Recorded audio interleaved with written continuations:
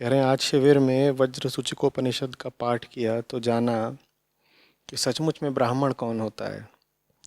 आज तक लगता था कि ब्राह्मण जाति या जन्म के आधार पर बनते हैं। आज वो धारणा टूट रही है। ब्राह्मण कौन होता है आचार्य जी, और स्पष्ट करें। पहले तो मैं पढ़े देता हूँ। ये वज्र सूची उपनिषद है।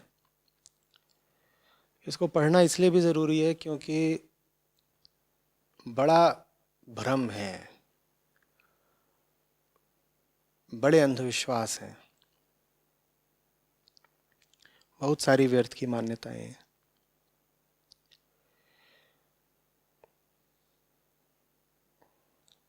जो लोग अपने आप को ब्राह्मण कहते हैं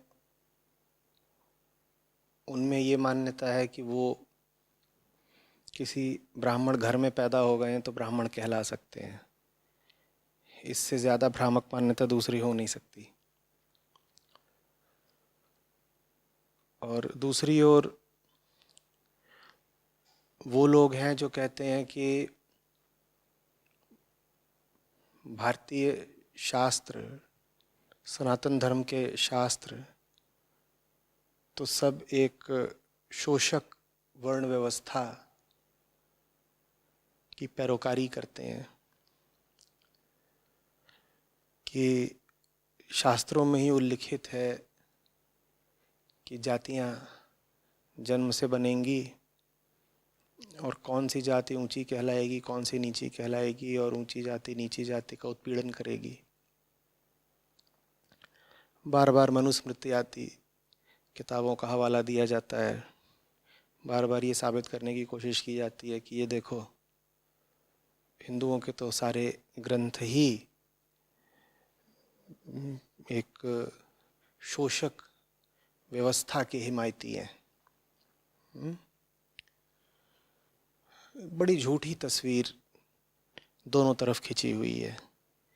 सच कोई जानना नहीं चाहता, समझना नहीं चाहता। अच्छी बात है कि आपने यहाँ पर उपनिषद का उल्लेख किया है, तो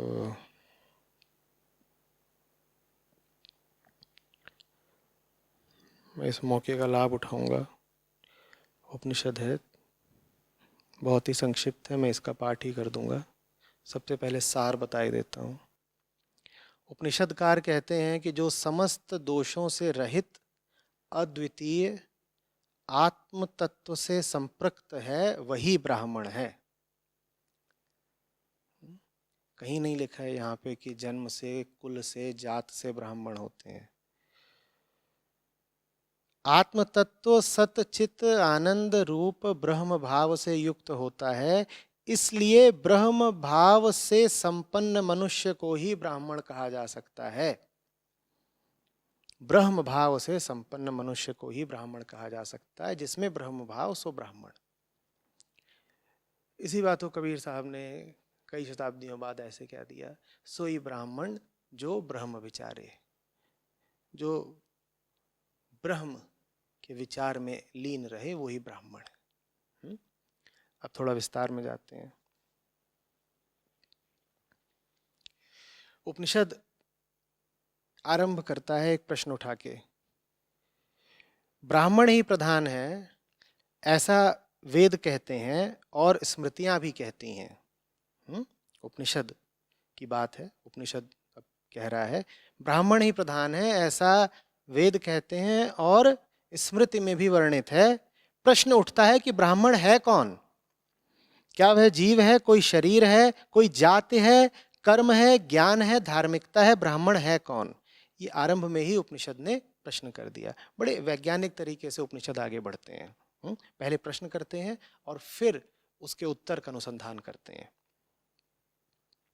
तो अब ब्राह्मण को लेकर जो जो विकल्प सोचे जा सकते थे उन विकल्पों का एक एक करके उपनिषद परीक्षण करता है। तो पूछा है ब्राह्मण कौन है? क्या वो जीव है, शरीर है, जाति है, कर्म है, ज्ञान है या धार्मिकता है? तो कहता है सबसे पहले यदि मान ले कि जीव ही ब्राह्मण है, कि ब्राह्मण किसी जीव का नाम है, तो ये संभव नहीं है क्योंकि भूत और भविष्य में अनेक जीव हुए हैं और होंगे। उन सबका स्वरूप एक जैसा ही होता है।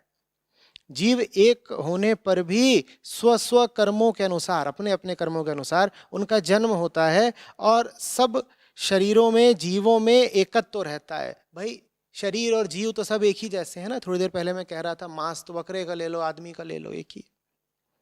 इसीलिए जीव को तो ब्राह्मण नहीं कह सकते, बात खारिज। पहली संभावना नकार दी गई। अब दूसरे संभावना पर आते हैं। तो फिर क्या शरीर ब्राह्मण है? उपनिषद प्रश्न करता है, क्या शरीर ब्राह्मण है? नहीं, यह भी नहीं हो सकता।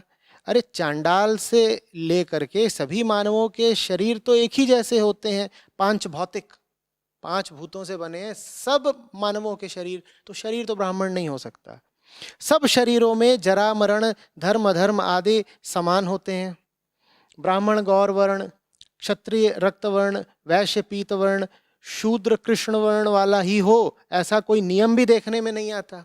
ऐसा कोई नियम भी नहीं है कि ब्राह्मण गोरा होगा और क्षत्रिय के मुंह पर लालिमा होगी और वैश्य पीत वर्ण का होगा, थोड़ा पीलापन लिए होगा उसका शरीर या चेहरा, और शूद्र कृष्ण वर्ण वाला ही होगा, माने शूद्र सांवला होगा जरा।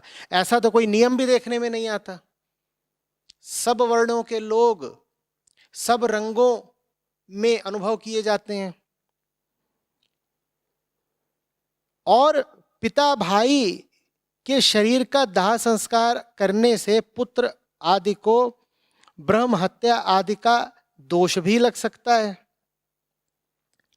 अस्तु शरीर का ब्राह्मण होना संभव नहीं है। भाई अगर शरीर ब्राह्मण होता तो शरीर को जलाने पर तो ब्रह्म हत्या का पाप लगता ना। अगर शरीर ही ब्राह्मण है, शरीर ही ब्राह्मण है, तो शरीर को जलाना तो ब्रह्म हत्या का पाप कहलाता।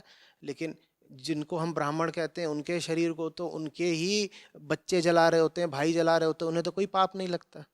आप तर्क समझ रहे हैं? कुछ यहां श्रद्धा इत्यादि की बात नहीं है। उपनिषदों का मैं इसीलिए बहुत गहरा प्रशंसक रहा हूं।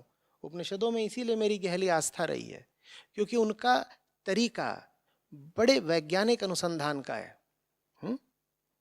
आगे बढ़ते हैं। तो उपनिषद आगे प्रश्न करता है, तो क्या जाति ब्राह्मण है? माने क्या ब्राह्मण कोई जाति है? उत्तर देता है नहीं, ये भी नहीं हो सकता, क्योंकि विभिन्न जातियों एवं जंतुओं में भी बहुत से ऋषियों की उत्पत्ति वर्णित है। जैसे मृगी से श्रृंगी ऋषि की, कुश से कौशिक की, जम्बूक से जाम्बूक की, वल्मीक से वाल्मीकि की, मल्लाह कन्या से वेदव्यास की, शशक पृष्ठ से गौतम की, उर्वशी अप्सरा से वशिष्ठ की, कुंभ से अगस्त्य ऋषि की उत्पत्ति वर्णित है। इस प्रकार पूर्व में कई ऋषि ब्राह्मण जाति के हुए बिना ही प्रकांड विद्वान हुए हैं। इसीलिए भाई ब्राह्मण कोई जाति भी नहीं हो सकती। अब ये बात उन सबको पढ़नी चाहिए जो बार बार कहे जा रहे हैं कि ब्राह्मणों ने तो ज्ञान पर कब्जा कर लिया था, ज्ञान पर कब्जा कर लिया था, और ब्राह्मण ही सब ऋषि बने बैठे रहते थे, प्रीस्टली क्लास, और बाकी सब जातियों को ज्ञान से वंचित रखा जाता था। देखिए यहाँ क्या बोला जा रहा है। और ये कोई आधुनिक षड्यंत्र नहीं है किसी जाति के खिलाफ। ये हम उपनिषद की बात कर रहे हैं। उपनिषद कह रहा है विभिन्न जातियों और जंतुओं में भी बहुत से ऋषियों की उत्पत्ति वर्णित है।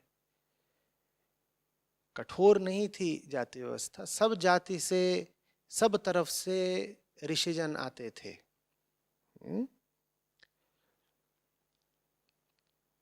तो जाति से भी कोई ब्राह्मण नहीं हो सकता, बात सीधी है। फिर आगे, तो क्या ज्ञान को ब्राह्मण माना जाए? तो उत्तर दिया है नहीं, ऐसा भी नहीं हो सकता, क्योंकि बहुत से क्षत्रिय जैसे राजा जनक आदि भी तो परमार्थ के ज्ञाता हुए हैं, तो ज्ञान भी ब्राह्मण नहीं हो सकता। भाई जो लोग क्षत्रिय रहे हैं उनको भी तो बहुत ज्ञान रहा है। इतने ज्ञानी हुए हैं जो जाति से ब्राह्मण नहीं थे, तो ज्ञान से भी हम किसी को ब्राह्मण नहीं कह सकते। तो कहा फिर आगे कि क्या कर्म को ब्राह्मण माना जाए, माने जो ब्राह्मण संबंधी कर्म करता हो, कर्मकांड जानता हो, पूजा पाठ हवन यज्ञ वगैरह। तो कह रहे हैं नहीं, ऐसा भी संभव नहीं है, क्योंकि समस्त प्राणियों के संचित प्रारब्ध और आगामी कर्मों में साम्य प्रतीत होता है और कर्माभिप्रेरित होकर ही व्यक्ति क्रिया करते हैं, अतः कर्म को भी ब्राह्मण नहीं कहा जा सकता। कह रहे हैं देखिए, कर्म तो सब प्राणियों के एक तल पर एक जैसे ही होते हैं, क्योंकि भीतर कर्ता एक ही है। ऊपर ऊपर से सबके कर्म अलग अलग दिखाई देंगे, लेकिन ले दे करके उनके पीछे सिद्धांत तो एक ही चल रहा है ना, आगामी कर्म, प्रारब्ध कर्म, संचित कर्म और कार्य कारण सिद्धांत। सब जीव जिस कामना से प्रेरित होकर के कर्म करते हैं, सब जीवों में वो मूल कामना भी एक जैसी है। चाहे वो जीव एक ब्राह्मण वर्ण का हो, चाहे किसी अन्य वर्ण का, लेकिन मूल कामना तो एक सी ही है, भले ऊपर ऊपर उस कर्म का स्वरूप अलग दिखाई देता हो। तो हम कैसे कह दें कि कर्म से कोई ब्राह्मण बन जाता है? तो फिर पूछा है कि क्या धार्मिकता से कोई ब्राह्मण हो सकता है? यहाँ पे धार्मिकता से आशय है धार्मिक आचरण करने से। क्या धार्मिकता से कोई ब्राह्मण हो सकता है? तो उपनिषद कहता है नहीं, ऐसा भी नहीं कहा जा सकता, क्योंकि क्षत्रिय आदि लोग भी तो बहुत से स्वर्ण आदि का दान करते रहते हैं। भाई अगर सत्कर्म करने से ब्राह्मणत्व तो निश्चित होता हो, तो सत्कर्म तो सब जातियों के लोग करते हैं, तो उससे भी नहीं हो जाता कि आप ब्राह्मण हैं। तो ये तो सारी ही बातें खारिज कर दी गई। तो ब्राह्मण है कौन? अब जरा ध्यान से सुनिएगा।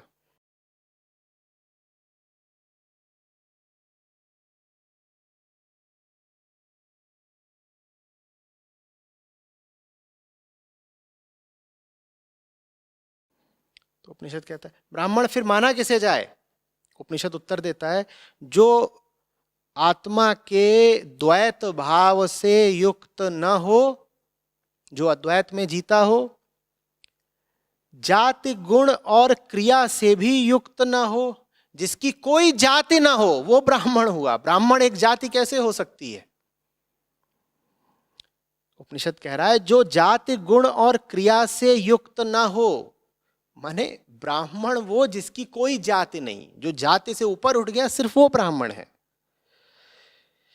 षड उर्मियों और षड भावों आदि समस्त दोषों से मुक्त हो, सत्य ज्ञान आनंद स्वरूप स्वयं निर्विकल्प स्थिति में रहने वाला, अशेष कल्पों का आधार रूप, समस्त प्राणियों के अंतस में निवास करने वाला, अंदर बाहर आकाशवत संव्याप्त, अखंड आनंदवान, अप्रमेय, अनुभव गम्य, अप्रत्यक्ष भासित होने वाले आत्मा का करतल आमलवत परोक्ष का भी साक्षात्कार करने वाला, काम राग द्वेष आदि दोषों से रहित होकर कृतार्थ हो जाने वाला, शम दम आदि से संपन्न, मात्सर्य तृष्णा आशा मोह आदि भावों से रहित, दंभ अहंकार आदि दोषों से चित्त को सर्वथा अलग रखने वाला हो, वही ब्राह्मण है। ऐसा श्रुति स्मृति पुराण और इतिहास का अभिप्राय है। 4 तरह के ग्रंथ होते हैं हमारे सामने, श्रुति स्मृति इतिहास पुराण। उपनिषद कह रहा है जहां कहीं भी तुम ब्राह्मण शब्द का उल्लेख पाना, उसको वो समझना जो अभी अभी तुमको समझाया वत्स। भले ही पुराणों में, स्मृतियों में और इतिहास में ब्राह्मण शब्द की इतनी स्पष्ट व्याख्या न हो जितनी अभी उपनिषद ने दी है, लेकिन जहां कहीं भी तुम ब्राह्मण शब्द पाना, उससे आशय वही समझना जो तुमको अभी अभी समझाया गया है, ऐसा उपनिषद कह रहा है। ये जो ब्राह्मण का अर्थ समझाया, उपनिषद कह रहा है इस अर्थ के अतिरिक्त अन्य किसी भी प्रकार से ब्राह्मणत्व तो सिद्ध नहीं हो सकता। उपनिषद हमारे लिए भ्रम में लौटने के सारे दरवाजे बंद कर रहा है। उपनिषद कह रहा है ये जो तुमको ब्राह्मण का अर्थ समझाया, इसके अलावा ब्राह्मणत्व का कोई और अर्थ होता नहीं।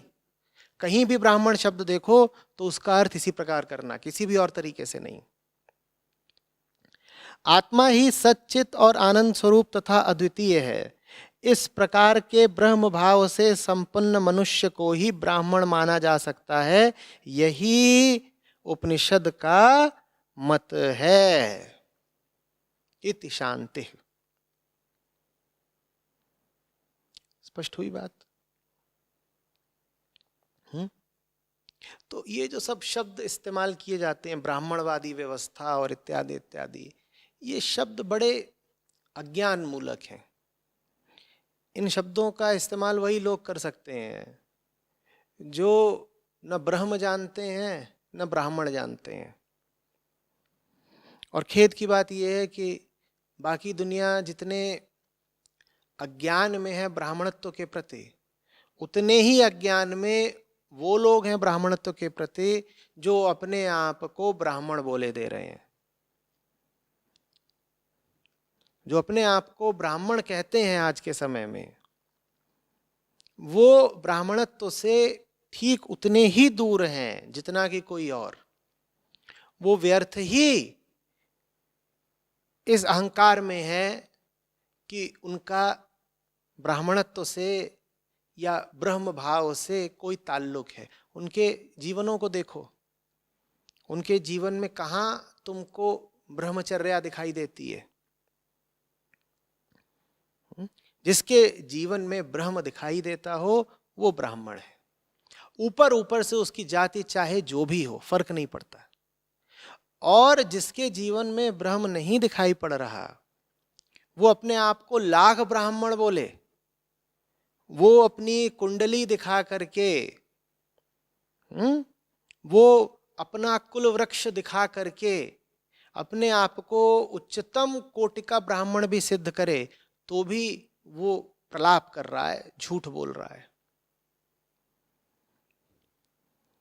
तुम दिखा दो अपने 7 पुश्तों की सूची कि देखो वो ब्राह्मण थे, फिर वो ब्राह्मण थे, कि वो ब्राह्मण थे, हम तो सीधे भारद्वाज मुनि के ही वंशज हैं, कुछ नहीं सिद्ध हो जाता कि तुम ब्राह्मण हो।